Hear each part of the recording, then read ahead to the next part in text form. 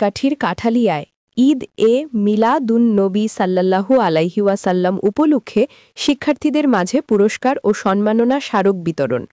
মোহাম্মদ মাসুম বিল্লাহ, ঝালকাঠি জেলা প্রতিনিধির তথ্যচিত্রে বিস্তারিত।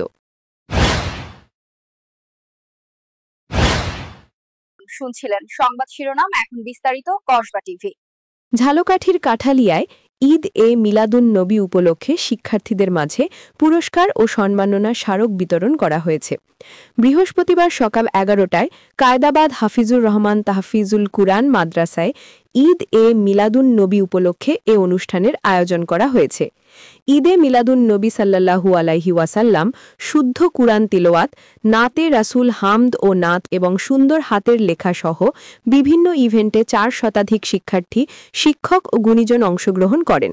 মাদ্রাসার প্রতিষ্ঠাতা ও পরিচালক মোহাম্মদ নুরুল আমিন আলম অনুষ্ঠানের সভাপতিত্ব করেন।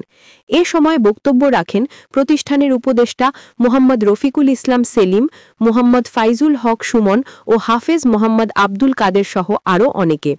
পরে শিক্ষার্থী, শিক্ষক ও গুণীজনদের মাঝে পুরস্কার ও সম্মাননা স্মারক প্রদান করা হয়েছে।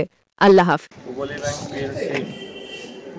সারা দেশেই বৃক্ষরোপণ কর্মসূচি গ্রহণ করেছে। তার ধারাবাহিকতায় কাঠালিয়া উপজেলায় বিভিন্ন স্কুল, কলেজ এবং অফিস চত্বরে বৃক্ষরোপণ কর্মসূচি নিয়েছে এবং এখানে কাঠালিয়া উপজেলায় পপুলি ব্যাংক পিএলসি কয়েক হাজার বৃক্ষরোপণ করেছে।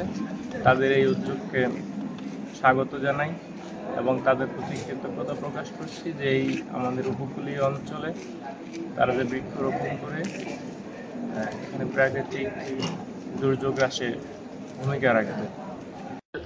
জলবায়ু পরিবর্তনের প্রকল্পে পুবালি ব্যাংক কাঠালিয়া উপশাখার আওতায় কাঠালিয়ার স্কুল, কলেজ, শিক্ষা প্রতিষ্ঠান, ইউনো অফিস সহ আশ্রয়ন সহ বিভিন্ন প্রকল্পে অনেক প্রায় হাজারখানেক গাছ লাগানো হয়েছে।